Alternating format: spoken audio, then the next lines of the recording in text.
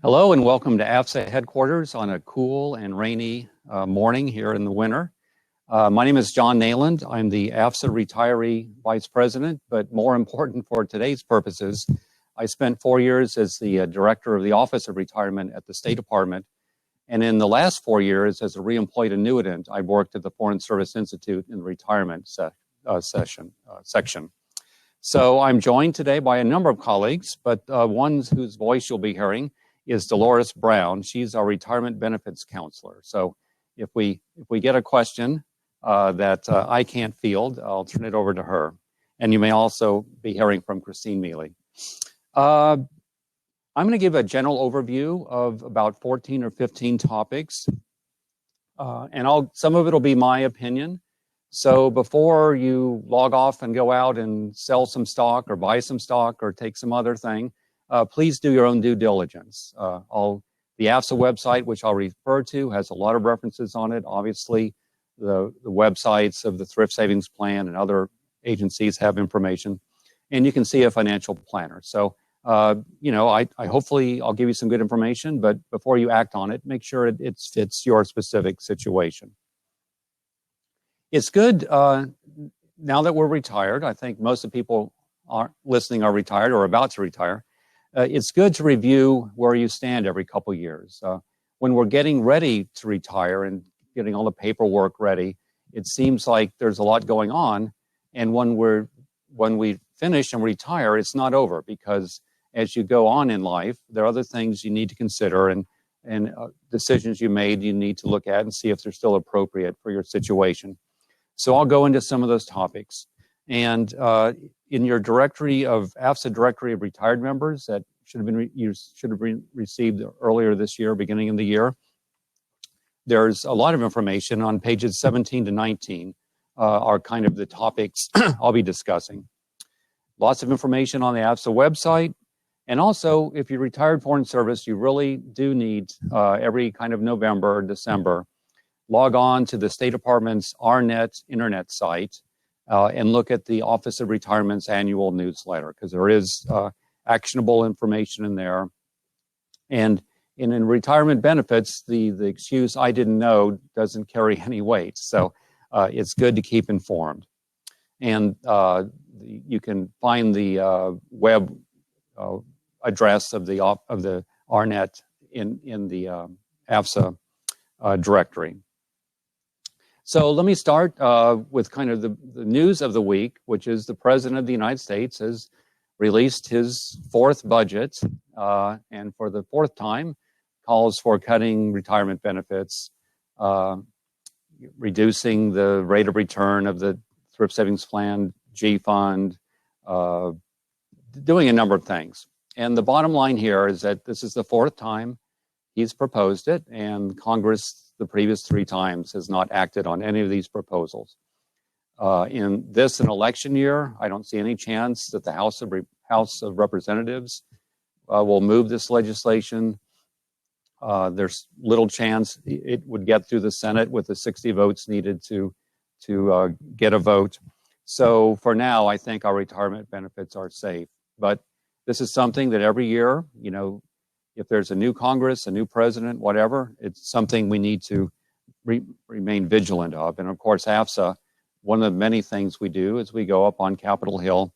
And in this case, because federal retirement benefits apply to civil service as well, we go up with the big civil service unions and NARFE and others to lobby to protect our earned benefits. The other threat to retirement benefits is kind of the insider threat of ourselves making an error, kind of operator error, as the IT folks would say.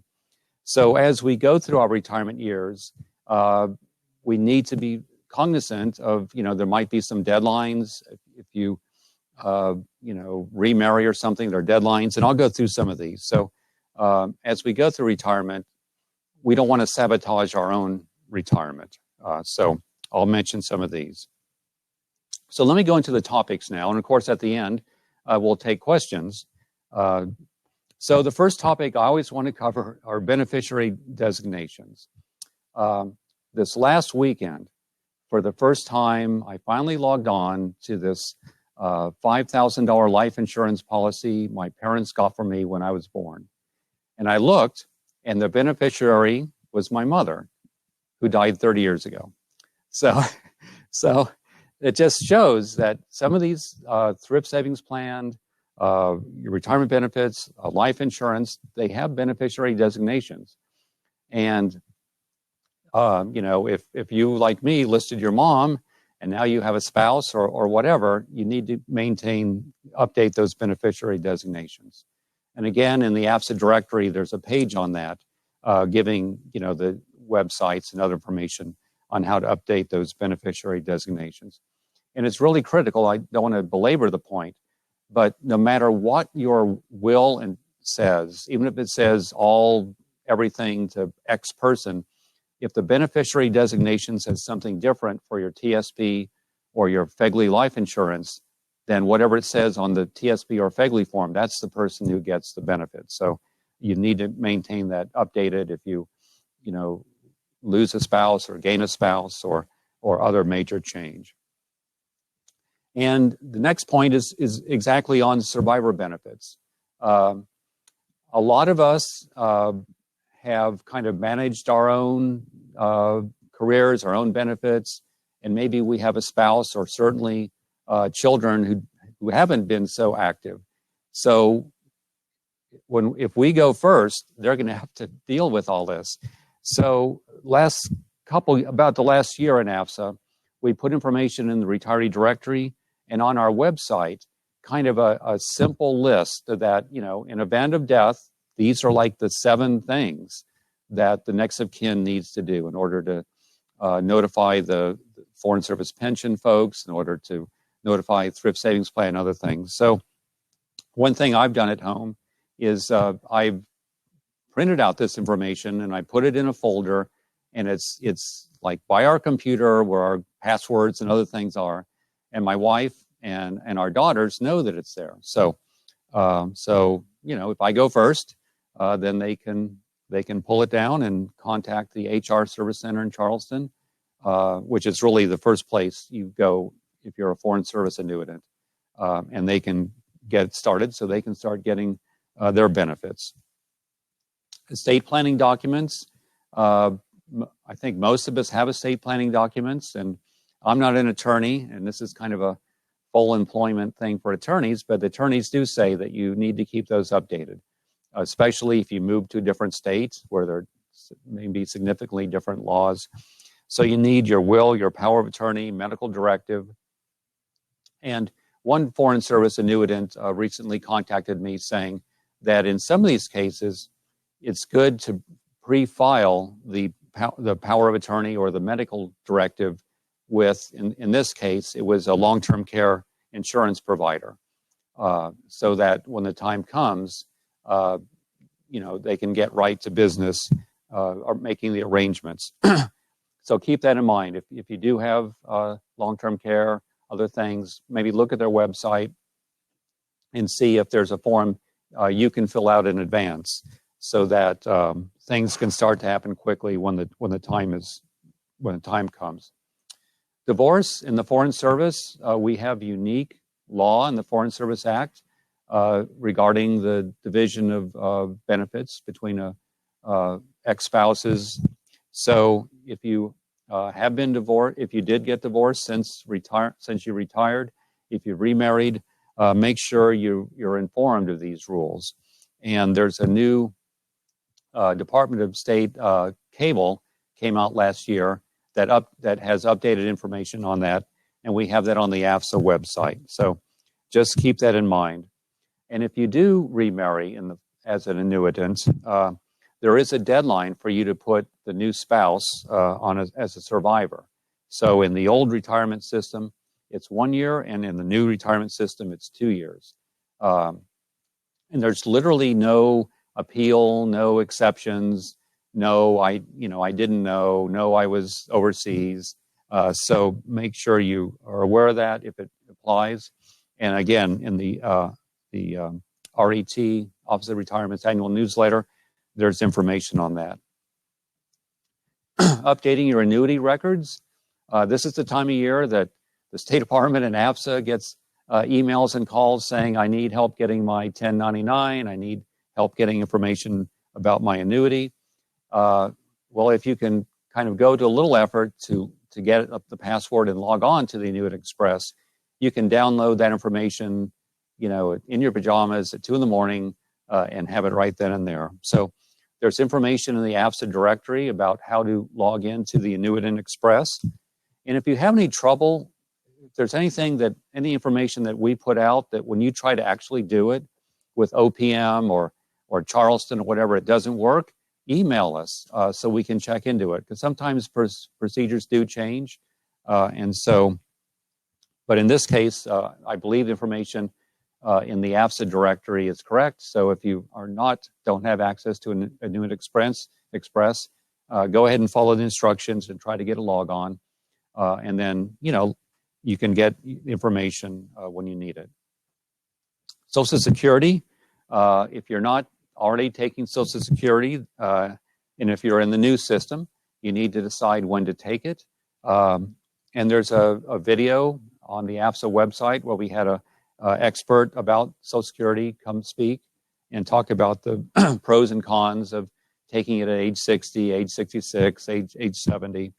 So if you're still facing that question, go ahead and look at that. And of course, on the TSP website, on the Social Security website, there's information as well. Medicare Part B. As we approach age 65, we need to make a decision. Do we want to pay $144.60 a month for Medicare Part B? And it's more if you're a two-income family or if you're got that second job there at ExxonMobil making a lot of money. So it's a major decision. And Paula Jacob with the Foreign Service Benefit Plan is kind of the go-to person in Washington. She speaks at FSI about 8 times a year, and she spoke here recently. And she has a very solid, meaty presentation that's on the AFSA website about, to be or not to be, kind of Medicare Part B or Medicare Part B not. So if you're facing that decision, go ahead and watch it, because it is a personal decision. I mean, my wife and I plan to do it, but when the time coming up, but may not be for you. So please go ahead and watch that if you are interested. Long-term care insurance. It's like house insurance. If your house doesn't burn down, you never use it. But if your house does burn down, you do use it. And long-term care insurance is the same thing. Most of us are pretty familiar with the federal program, and my wife and I, are participants of it. If you're interested in it, there's information on the AFSA website about it, and you can go to the Long-Term Care Partners website. But after we signed up for the federal program, I heard a presentation from the Government Employees Benefit Association, and it's amazing the other options out there in terms of long-term care insurance, life insurance that kind of has a long-term care aspect of it. And GIBA is going to have a presenter here on February 26th to talk about that. And then a week or two later, it'll be on the AFSA website. And so if you don't have long-term care insurance yet, you're thinking about it. Obviously the federal program, most feds who sign up for it go for the federal program. But also, watch the GIBA presentation, because there really are a lot of options out there that if I was going to kind of reinvent the wheel here, I might consider another option. TSP and IRAs and mutual funds and stocks, especially for those of us in the so-called new retirement system. The thrift savings plan is a major part of a retirement. And so this is a real dilemma, especially now. The thing about the TSP, or investing in the stock market, mutual funds, stocks, is that you want to beat inflation. So you want to have some money in the stock market, because if you're looking at another 20, 30 years, whatever, of retirement, you want to have that the value of that money keep track with inflation. But on the other hand, in the next market crash, which there will be one at some point, you don't want to see your balance go down 30%. So it's a real dilemma there, and especially now we're in kind of year 11 of the stock market going up. But this is something really that it's your own risk tolerance, and it's something that you really should, consider seeing a financial advisor about. How much money do you want to have in stocks, how much in bonds? And just something I'd like to point out is that those of us who have are in the thrift savings plan,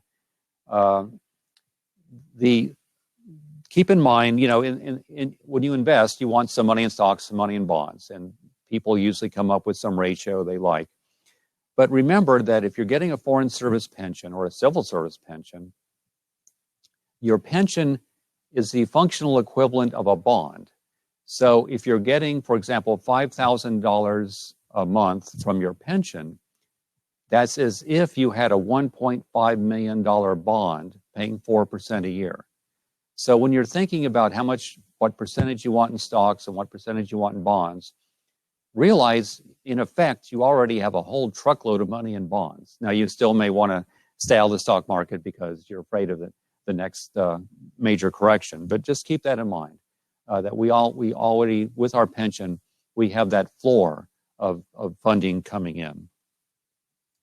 And the final thing I want to mention before we go up to questions is social connections. One thing we want to keep in retirement is connected socially. And obviously, if you're in Washington, we have events at AFSA. But if you're anywhere around the country, or actually around the world, keep in mind that there in 15 states in the United States, they're retiree groups. They're not run by AFSA, but they're kind of work with AFSA. I happen to run the Northern Virginia group, but there are groups in 14 other states. So if you're not involved in one now, look in the AFSA directory of retired members, and there's a three pages listing retiree groups, from one coast to the other. And so keep that in mind. You can meet with colleagues who kind of have lived the same life, and when you tell your stories, their eyes don't glaze over because it's interesting to them. So keep the social connections in mind. So just to finish up, so we do have Dolores Brown here, who's our retirement benefits counselor, and if there are any questions you have that I can't answer, she'll be glad to jump in here. And please maintain your AFSA membership in retirement. AFSA focuses on active duty members who are in the line of fire, as we've seen in terms of all kinds of things.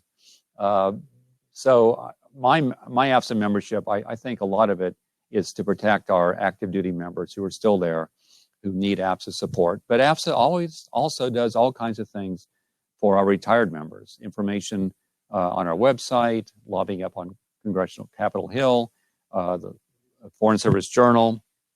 We have a AFSA retiree newsletter that should be coming out in the next week with hopefully information you'll find useful. So please maintain your AFSA membership in retirement. And so that's all I have. So we'll go to questions and answers, and I'll do my best. And if I don't know the answer, I'll be sure to say so. Okay. Hi, everyone. This is Dolores Brown. And I would just like to remind you that we will be answering questions. Just type them out. We'll get to as many as we can.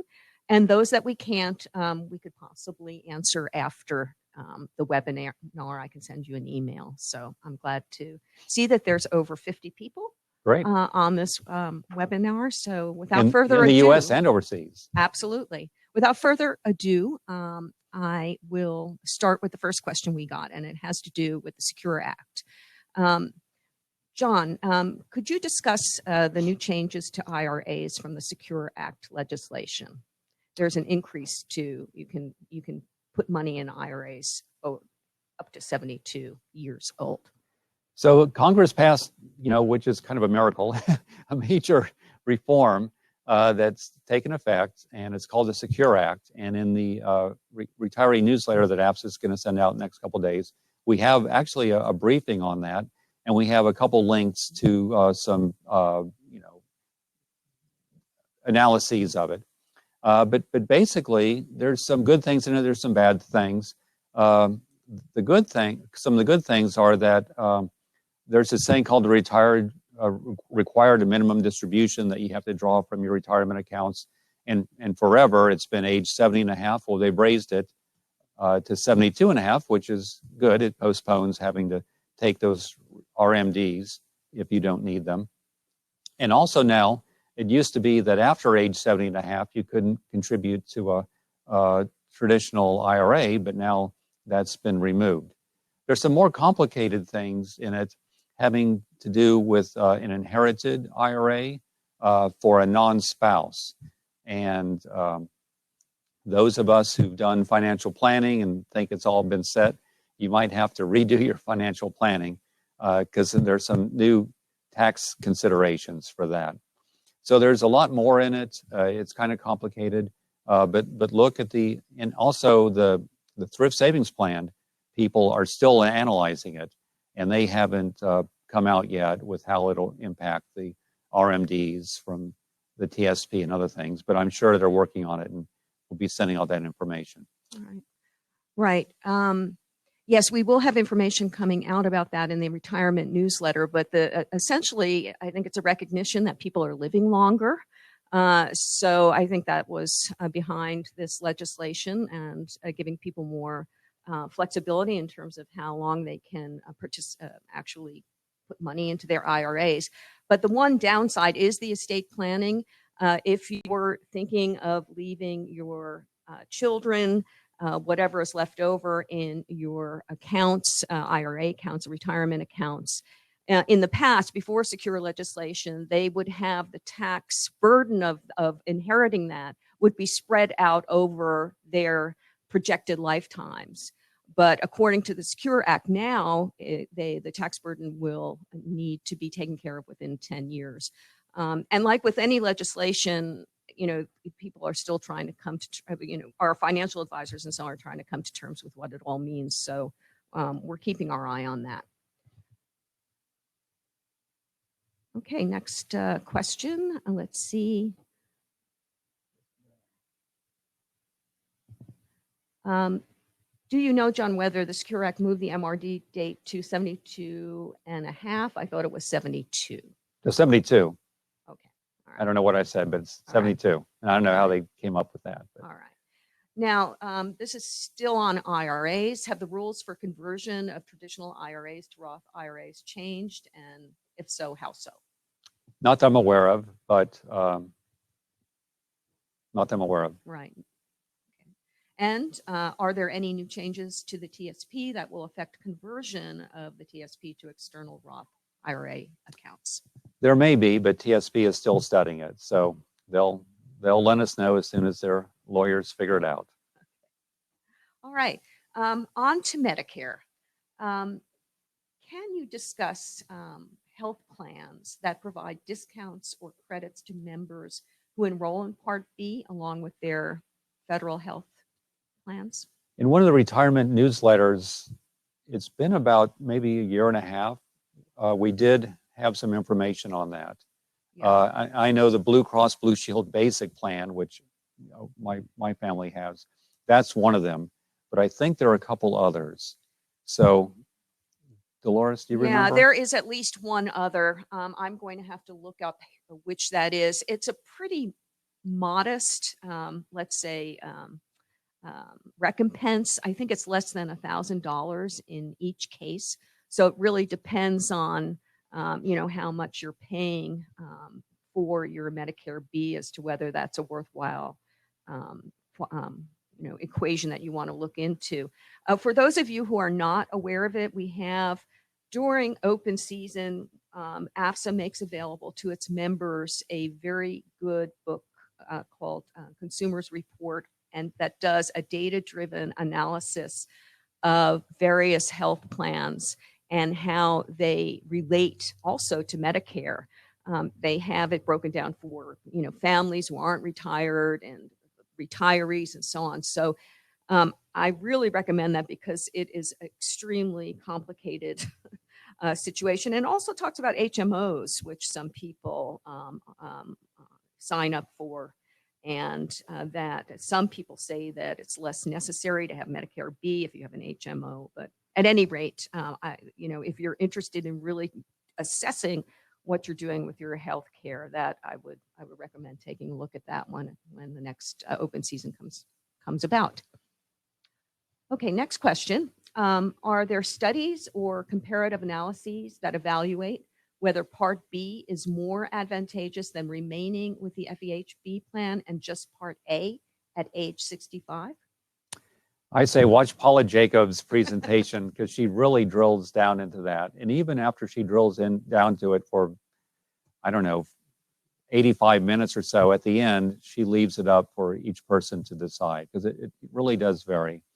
My intention is to get it because then everything's covered and the paperwork's taken care of, but it does cost a lot. So you need to look at that. Yes, one of our presenters here, Ed Zernwerfer, who's kind of a walking encyclopedia on federal benefits. I mean, everybody has their opinion about Part B, but when you ask him, he'll say that you never have to worry again, and that you have, you will be basically bulletproof, and will have choices in terms of your health care. And he seems to know his way around the block. But when you look at the Consumer Reports, they also say that federal people who are on the federal plans do not necessarily need Part B. So I think that it goes back to how much of a choice you want to have and whether you want to guarantee you will have no out-of-pocket costs. Right. Okay, next.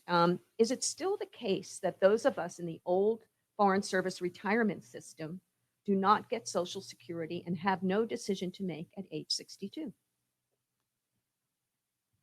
Well, if you haven't, earned your 40 quarters, or 40 credits by working 10 years covered by Social Security, then no, you're not in Social Security.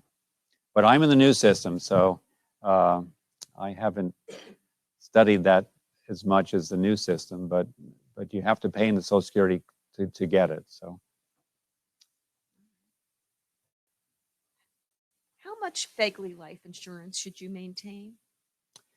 So 75% of federal employees go with the retirement option that at age 65, their coverage drops 75%, but then it's free. So if you want to go with the herd, that's what the herd does. And that's what I selected. So basically the theory is you retire, you keep your big FEGLI account that you had, when you were working. But then at age 65, if you paid off the house, if the kids are out of school, then you don't need all that money. And so 75% of feds take the option where at age 65 it's free, but the value goes down 75%. If you want to keep it up, into your 90s and hundreds, you can, but it gets very expensive. And the other thing is there are other life insurance things besides FEGLI. Now when I joined the Foreign Service, I got FEGLI and I'm staying with FEGLI, but if you do some research, you might find another option. How does one find a financial planner who's conversant with TSP, especially outside the Washington, D.C. area? Well, we've had one here, and we felt he was knowledgeable. AFSA's Labor Management Office has a lawyer's list, but we don't really have a financial advisor's list. So, Dolores, do you have any suggestions? Well, we do. Any place that would have civil servants as well or military should have financial advisors who are conversant with TSP, because it's not only for foreign service. It's when you start talking about the special benefits for foreign service personnel that people outside of this area may come up blank. Well, all you need. There are individuals who actually advertise in the back of the Foreign Service Journal. And also in the back of State Magazine, but they tend to be in this area. Right. But again, I think that if you want to consult with them, distance wouldn't necessarily be a factor. But if you talk to a financial advisor who knows the civil service system, all you have to do is to tell them that the foreign service system is equal to the civil service law enforcement system, because that's basically what it is. So, they have FERS and we have FSPS, but just tell them that ours is identical to the civil service law enforcement system, which gets higher pension than the regular civil service because of the extra strain and stress. Okay, next question. Can it make sense to move money out of TSP into a new, more aggressive IRA if you are willing to accept a fairly high level of risk? So if you meet with a financial advisor, they'll probably recommend that, because that's the only way they get money. It's by taking your TSP and then taking a cut from it every year. So you need to look at that. And the TSP presentation on our website, I think, goes into that. The beauty of the TSP is it has very low fees. And so your TSP account is only drained by pennies a year in order to pay for the website and the forms. But if you go with a big mutual fund or financial advisor, you have to pay their rent and pay for their Bentleys and things. So if you do want to move your TSP money to another, just to a private place, just make sure that they give you the return higher than the TSP was. Because the TSP, there's no way to invest in real estate. There's various things in the TSP you can't cover. So if you do want to move it out to someone else, make sure they really give you that higher return, that account that makes up for their higher cost. And whatever you do, leave a couple $100 in the TSP, because that way you can go back in if you decide to. But if you take all the money out, you cannot go back into TSP. Okay, next question. Do the new drawdown rules for IRAs gifted to non-spouses apply to gifts of TSP money as well? Must the drawdown occur within 10 years? Again, this law just took effect. The president just signed it. And so TSP is going to have to put out their guidance. And they're really good on doing this. They'll have kind of a fifth grade reading level, one-page version, and then they'll have much more detailed versions. Okay, this is a request to repeat something I think that Sure. you talked about, but it is important. Sorry, but I missed what John said about the mix of bonds and stocks as related to us receiving a foreign service annuity. Could John please repeat that? So my basic point is, when you have investments, typically you want to have some balance between stocks and bonds. Because stocks will soar or plunge, and bonds will do the opposite. So over time, if you have a mixture, you'll avoid some of the peaks and valleys, but still have the over time upward trek. So people get in their minds some ratio of stocks to bonds. So that's great. But my only point was, so you're looking at your TSP, and you say that it's X percent stocks and X percent bonds. But realize that you have this pension over here, and it's the functional equivalent of a bond. A bond is something that pays you a certain amount of money every month, no matter what. So if you have in your mind that I want this ratio between stocks and bonds, just realize that with your TSP, it's like you have this gigantic bond over there.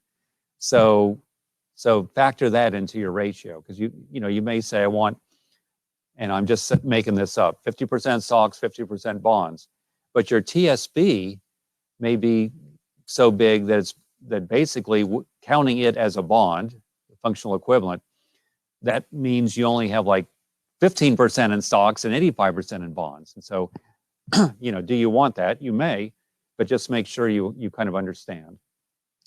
I can remember reading some of the off-the-shelf kind of retirement advice in newspapers, and it always recommended you need, over 1 million in this, or very, very specific recommendations that I didn't reach. But a lot of those articles do not take into account the kinds of annuities that we get. So you can get the wrong impression about where you stand if you're looking at these kind of, retirement articles that are for more of the general public, excuse me. And this was covered in the December 2017 retirement newsletter that AFSA put out, and it is on the AFSA website. You can search around a little, but December 2017. Okay. Next question. TSP announced they will be instituting new life cycle funds that will be broken down by 5-year timelines versus the current 10-year timelines. How does an annuitant change one's TSP allocation? So to change your TSP allocation, you go onto the TSP website with your 100-digit TSP number and your password, and you just, it's scarily easy. You just, click a button, and then the next stock market day, they'll move your funds. So that's what you do with funds that are already there. And since we're retired, they're not new funds going in. But yeah, so you just go online and you make the change. Okay. Next question. Please explain the Social Security child benefit and how it can factor in our decision when to take Social Security. None of the Social Security presentations I've heard over the years even mentions this. Our foreign service community has many older parents who ought to be familiar with this.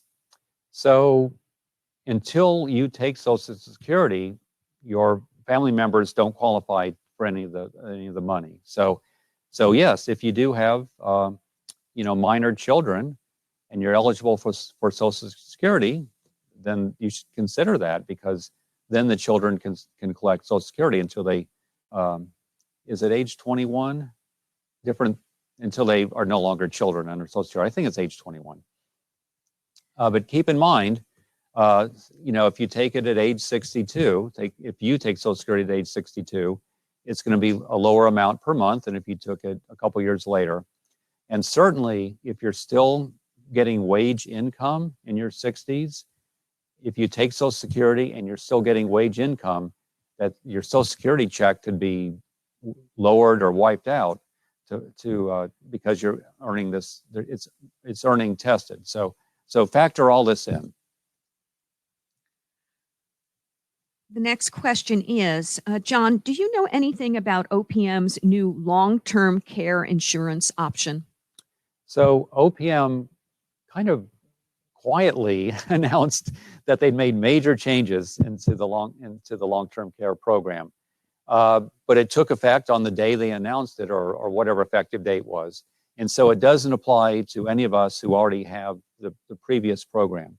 So the new program has some really good parts about it. They have a kind of premium stabilization feature that hopefully will avoid the huge increase that those of us with a current account had about 3 years ago. But I've spoken to the long-term care presenter, and what he says is the new long-term care thing is great. If you sign up for it and you get it, it's a good program. But for those of us who already have it, it's probably not worth it to cancel our current program that we've already paid, a lot of money into, and sign up for the new program at our now higher age, because the age you sign up, that determines the premium.